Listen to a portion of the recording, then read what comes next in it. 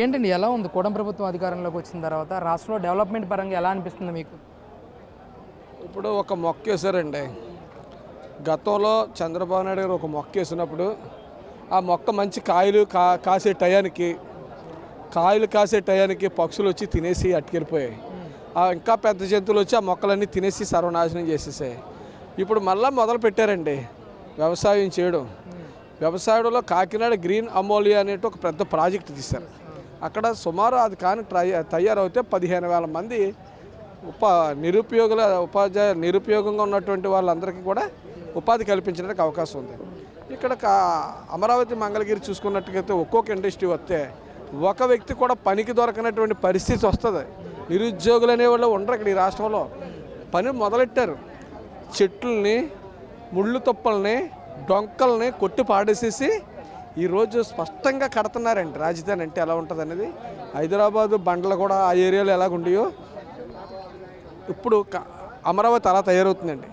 అమరావతి తయారవుతుందో లేదో అని చూడడానికి ఒకసారి ఎవరన్నా వ్యతిరేకించేవాళ్ళు కానీ విమర్శించేవాళ్ళు కానీ వచ్చి చూస్తే గత పొట్టేవాళ్ళు చూసుకోమానండి.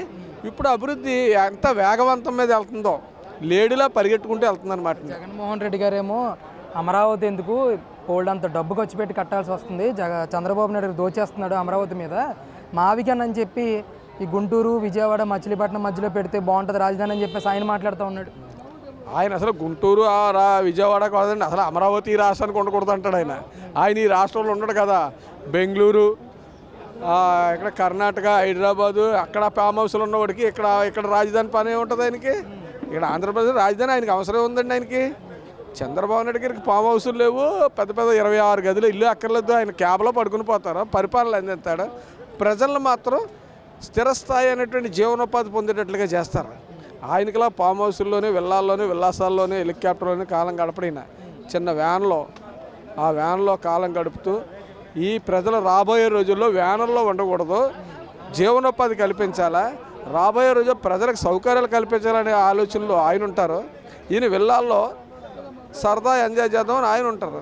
నారా లోకేష్ గారి పాత్ర ఎలా ఉందండి డెవలప్మెంట్ విషయంలో కానీ, కంపెనీలని, పెట్టుబడులని రాష్ట్రానికి ఆకర్షించే విషయంలో కానీ ఆయన పాత్ర ఎలా ఉంది ఈరోజు?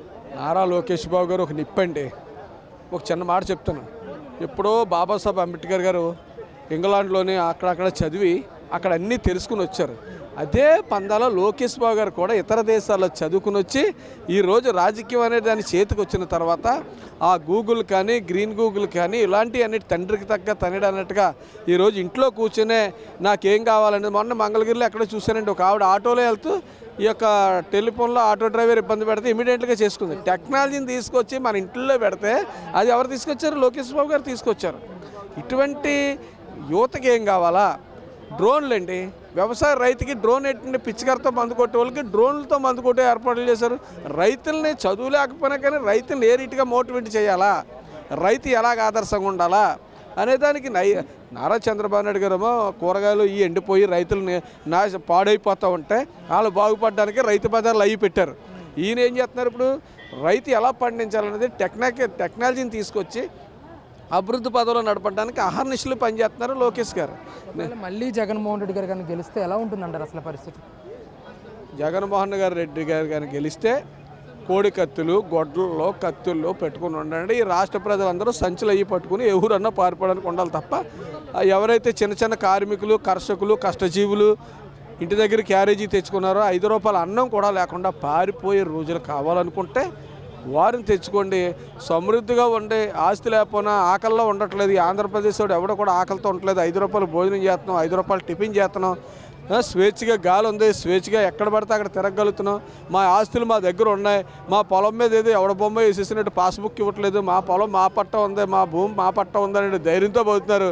అది కూడా లేకూడదు అనుకుంటే ఆయన రావాలని కోరుకుంటారు. దానికి ప్రజలకి అంత తెలివైన వాళ్ళు, తెలివి తక్కువ వాళ్ళు ఎవరు లేరు కదండి.